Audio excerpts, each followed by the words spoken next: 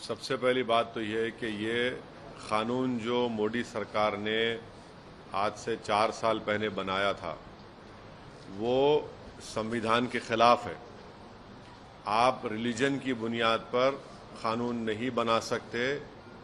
इसमें कई supreme court के जजमेंट्स है और राइट टू इक्वालिटी के खिलाफ है।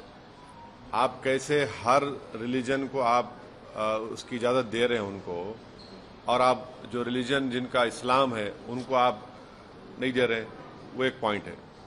दूसरा ये है कि मैंने उस वक्त पार्लियामेंट में कहा था कि इसी तरह का एक कानून वाइट साउथ अफ्रीका ने बनाया था, तो महात्मा गांधी ने उस कानून को फाड़ दिया था। मैंने भी पार्लियामेंट में इस CAA के उस बिल को फाड़ा था। तीसरी बात यह है कि अब 4 साल के बाद ये सरकार रूल्स बना रही है। मैं देश को ये बताना चाह रहा हूं कि मैंने नहीं, मौजूदा अभी प्रेजेंट होम मिनिस्टर ने पार्लियामेंट में कहा था मेरा नाम लेकर के OIC जी NPR भी आएगा, NRC भी आएगा। कई टीवी के इंटरव्यूज में उन्होंने बात कही थी। तो हम ये बताना चाह रहे हैं कि CAA एक्ट को सिर्फ आप CAA से मत देखिए, इसको आपको NPR से और NRC से जोड़कर देखना पड़ेगा। और जब वो होगा तो जाहिर है उसमें सबसे ज्यादा निशाना बनेंगे मुसलमान, दलित, आदिवासी और गरीब लोग। पांचवी बात यह है कि अब आसाम में सुप्रीम कोर्ट मॉनिटर्ड एक NRC हुआ। 19 लाख लोगों के नाम नहीं आए, जिसमें से लगभग 10 से 12 लाख हमारे हिंदू भाई बहनों के नाम नहीं आए।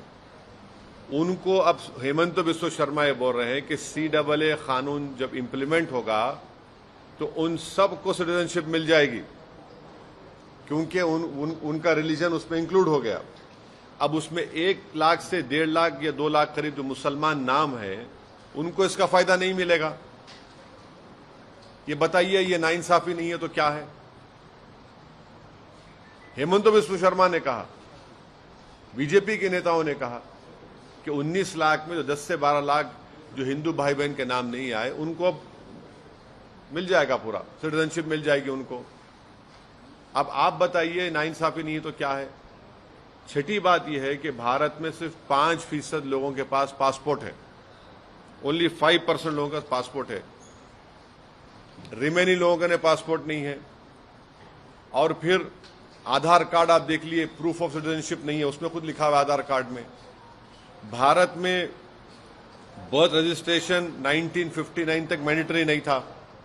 1996 में सिर्फ 50% इंडियंस के पास बर्थ सर्टिफिकेट्स था।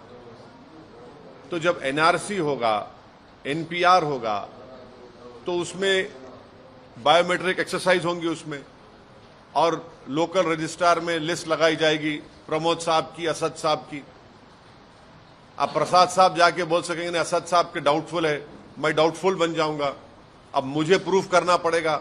अब मैं मेरे दादा का बर्थ सर्टिफिकेट लेकर आऊं क्योंकि मेरा रिलीजन इस्लाम है, अब मैं फिरते रहूं तो फायदा किसका होगा? रद्दी वाले का ही फायदा होगा ना। तो ये इसीलिए ये एक्सरसाइज ये जो लॉ है ये रिलीजन की बुनियाद पर बनाया गया, ये डिस्क्रिमिनेटरी है, अनकॉन्स्टिट्यूशनल है। और ये बोलना कि जो हमारे हिंदू और सिख भाई या क्रिश्चियन भाई जो पाकिस्तान में, अफगानिस्तान में, बांग्लादेश में रह रहे हैं उनको सिटीजनशिप नहीं दे सकते, झूठ है ये। हमेशा सरकार के पास इख्तियार था, एग्जीक्यूटिव ऑर्डर से आप दे सकते थे। और आखिरी बात, नरेंद्र मोदी और बीजेपी को ये क्यों भूल गए कि कितने लाखों लोग कश्मीरी पंडित मुल्क से बाहर हैं, जो मुल्क से कश्मीर से बाहर हैं, उनको आप क्या कर रहे हैं?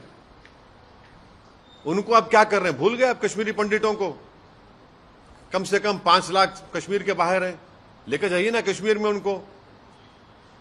इंग्लैंड में इंडियन जो वहां के इंडियंस यहां पर वहां चले गए जो इलीगल, उनको वापस लेकर आइए। ग्रेट ब्रिटेन बोल रहा है कि लेकर आइए वापस, सरकार बोलती हम नहीं लेकर आएंगे। तो ये गलत है, डिस्क्रिमिनेटरी है, अनकॉन्स्टिट्यूशनल है। सरकार के पास पहले से पावर्स थे और है और रहेंगे कि वो जो हिंदू भाई बहन पाकिस्तान में है या बांग्लादेश से है, आप दे सकते हो उनको। और मैंने खुद केस डाला है सुप्रीम कोर्ट में। हम लोग जब CAA का हियरिंग हुई थी, हमारे लॉयर जनाब निजाम पाशा साहब ने स्टे की मांग की थी, तो गवर्नमेंट ने कहा था कि अब हम रूल्स नहीं बनाए। अब जब रूल्स बनाए तो हम सुप्रीम कोर्ट में डालेंगे और इसके ऊपर हम कोशिश करेंगे कि सुप्रीम कोर्ट में जाकर इसको उठाया जाए इस मसले को। एक बोलिए प्रसाद साहब। क्या ये चुनाव को लेकर के चुनाव अनाउंस होने वाले हैं, उसके मद्देनजर किए गए? बिल्कुल है, उसमें दो राय नहीं है, उसमें दो राय नहीं है। आप जब 4-5 दिन के अंदर इलेक्शन कमीशन ऑफ इंडिया अपने डेट्स को अनाउंस कर देगा 2 ECI के बन जाने के बाद, तो यकीनन ये चुनाव को सामने रखकर ये फैसला लिया गया है बीजेपी की तरफ से। सर, खास करके हाँ बोलो। खास करके कल रमजान शुरू होने की उससे प्रधानमंत्री नरेंद्र मोदी ने इस चीज का ऐलान किया, ऐसा लगता है? अब जाहिर है हो सब सारी दुनिया को मालूम कि कल तरावी की नमाज शुरू हो रही, रमजान का महीना शुरू हो रहा, तो आप लोग एक मैसेज देना चाहते थे भारत की सबसे बड़ी माइनॉरिटी को जो 17 करोड़ की है कि अब आप लोग कागज निकालने की तैयारी करिए। आप कुछ नहीं। Ma'am, sir, when you're talking about the CA and the implementation, you say now the rules have been given. Are you saying you'll approach the Supreme Court again and file a case? Our case is already in Supreme Court. When the last time when the Supreme Court was hearing this matter, the Union of India said that we have not yet made the rules. We have asked for a stay. The various parties have asked for a stay. Now, when the rules have been made, we'll definitely once again approach the Supreme Court. And I have contacted and spoken to my lawyer, Janab Nizam Pasha, and advocate on record, Janab Shamshad Saab also. Sir, इसमें ये लोग कह रहे हैं कि it will be completely online और कुछ भी पेपर वर्क इसमें नहीं होगा. It will be completely online and it will not take away anyone's citizenship is what मैं आपको देश को समझा रहा हूं कि CAA को आप सिर्फ CAA से नहीं, CAA को आपको NPR और NRC से जोड़कर देखना जरूरी है. क्या अमित शाह पार्लियामेंट में मेरा नाम लेकर नहीं कहे थे कि ओवैसी जी NPR NRC भी आएगा? क्या अमित शाह कई टीवी इंटरव्यूज में नहीं कहा था कि NPR NRC आएगा जब CAB था? बाद में CAA एक्ट हो गया, वो जब CAB बिल था, जब उनका ऑन रिकॉर्ड इंटरव्यू है पार्लियामेंट में, उन्होंने कहा है. तो ये सब एक धुआं है और ये कोशिश कर रहे हैं कि असल इनका मकसद क्या है कि देश में NPR हो, NRC हो. अब मिसाल के तौर पर आसाम में जो NRC हुआ सुप्रीम कोर्ट मॉनिटर्ड, 1600 करोड़ रुपये उस पर खर्चा किए गए, 50,000 गवर्नमेंट एम्प्लॉयज ने काम किया और 19 लाख लोगों को कहा गया कि भारत के शहरी नहीं है, नागरिक नहीं है. अब मैं फिर से कह रहा हूं कि उसमें 10 से 12 लाख हमारे हिंदू भाई बहन का नाम नहीं आए. वहां के मुख्यमंत्री ये कह चुके हैं कि उन 10-12 लाख हिंदू भाइयों बहनों को बगैर डॉक्यूमेंट के CAA के तहत उनको सिटीजनशिप मिल जाएगी. अब जो 1 से 1.5 लाख जिन मुसलमानों के जहां नाम नहीं आए, वो तो एक्ट में नहीं आएंगे CAA में, उनको तो फॉरेनर्स ट्राइब्यूनल जाना पड़ेगा. ये कौन सा इंसाफ है बताओ मेरे को आप? यही तो हम कह रहे हैं कि जो आसाम में आपने सुप्रीम कोर्ट मॉनिटर कर लिया है, उसको आप देश में करना चाहते हैं. जिस देश में सिर्फ 5% लोगों के पास पासपोर्ट है, इस देश में बर्थ सर्टिफिकेट का कानून 1959 तक नहीं था. 1996 में सरकार ने कहा कि सिर्फ 50% इंडियंस के पास बर्थ सर्टिफिकेट है. ये फ्यूचर में सब तमाशे करना चाहते हैं. अगर मेरे ही देश में मैं स्टेटलेस बन जाऊंगा महज इस बुनियाद पर कि मेरे दादा का बर्थ सर्टिफिकेट मेरे पास नहीं है, तो फिर क्या मैसेज दे रहे हैं आप? आपका यही मकसद है और बुनियादी फंडामेंटल बात यह है कि आप मजहब की बुनियाद पर कानून नहीं बना सकते। और हम पूछ रहे हैं कश्मीरी पंडित जो 5 लाख बाहर है कश्मीर, उनका बारे में कौन बात करेगा? मैं क्या साइंटिस्ट नजर आ रहा हूं उनको? मैं क्या मोदी जी की तरह कोई फिलोसोफर हूं जो हर महीने में एक मर्तबा ज्ञान देते रहते हैं? फैक्ट है ना। आसाम में आपने किया, झूठ है क्या मैं जो बोल रहा हूं? आसाम में आपने किया क्या? अमित शाह ने पार्लियामेंट में नहीं कहा था कि देश में एनआरसी एनपीआर होगा? झूठ है वो। जब वो होगा तो क्या होगा बताइए? जब वो होगा तो बायोमेट्रिक डेटा लेंगे आप, लोकल रजिस्ट्रार में लिस्ट लगाई जाएगी, कोई भी जाकर ऑब्जेक्शन करेगा कि नहीं ये भारत का नागरिक नहीं है, अब सिलसिला शुरू, उसके बाद डाउटफुल सिटीजन मैं हो जाऊंगा। नहीं, उन लोगों का कहना है कि वैसी साहब की चले तो रोहिंग्याज और बांग्लादेशियों को नागरिक बनवा दें। मेरी बात चले तो मेरी बात चलेगी ना तो 5 लाख कश्मीरी पंडित को लेके जाऊंगा मैं, जो 10 साल में आपने नहीं किया। 10 साल में आपने नहीं किया वो 5 लाख कश्मीरी पंडितों को। वो कौन सा रिलीजन है उनका? हिंदू नहीं है वो, भूल गए बीजेपी उनको।